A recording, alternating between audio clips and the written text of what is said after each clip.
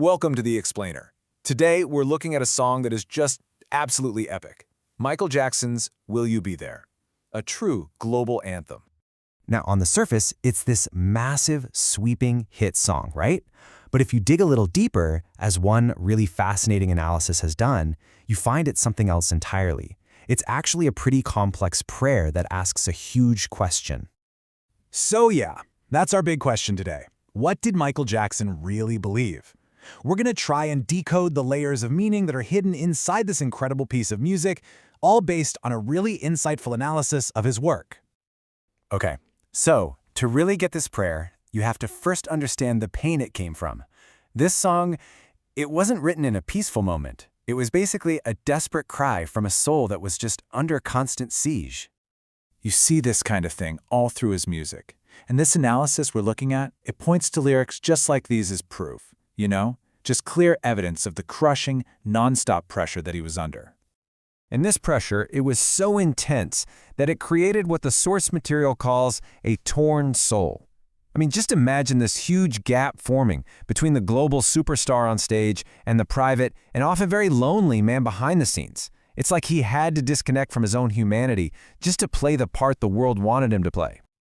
And that profound struggle, that deep-seated loneliness, that's the emotional heart of Will You Be There. It's not just a song, it's a genuine plea for help from someone who felt like they were falling apart. So, when you're facing a crisis like that, where do you turn? What do you look to for salvation? Well, the most obvious answer, the first layer of this prayer, is all wrapped up in the song's really powerful religious imagery. I mean, the song is just drenched in Christian themes. You hear it in the grand orchestral opening, you feel it with that massive gospel choir.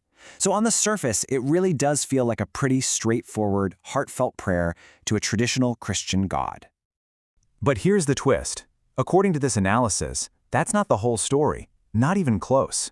The Christian framework, it's just the first layer. It's the familiar language he used to talk about something way more complex and way more personal. We've got to dig deeper. And this is where it gets really interesting. The analysis brings up this surprising connection that honestly changes everything about how you hear the song. It's a deep ideological link to Beethoven.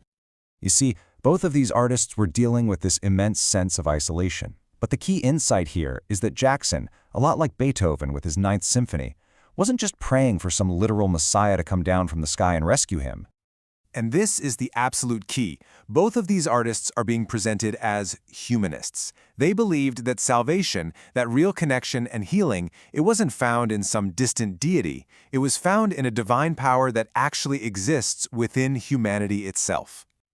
So this humanist viewpoint leads us to what the song is ultimately all about. The analysis concludes that Will You Be There isn't a prayer to some far-off God.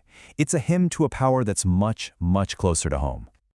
So what's he praying to? Well, the whole argument is that the song basically redefines God.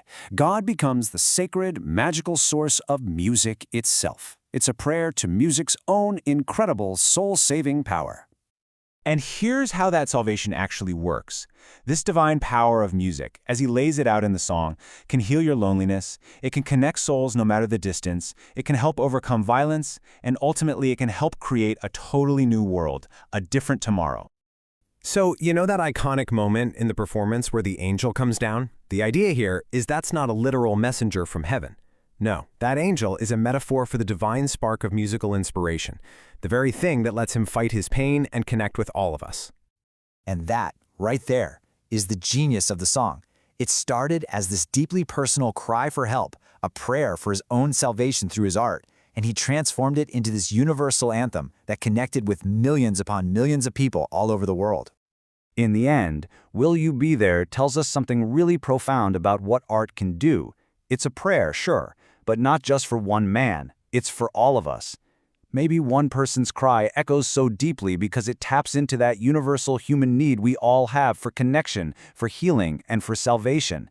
A salvation that something like music can provide in such a powerful way.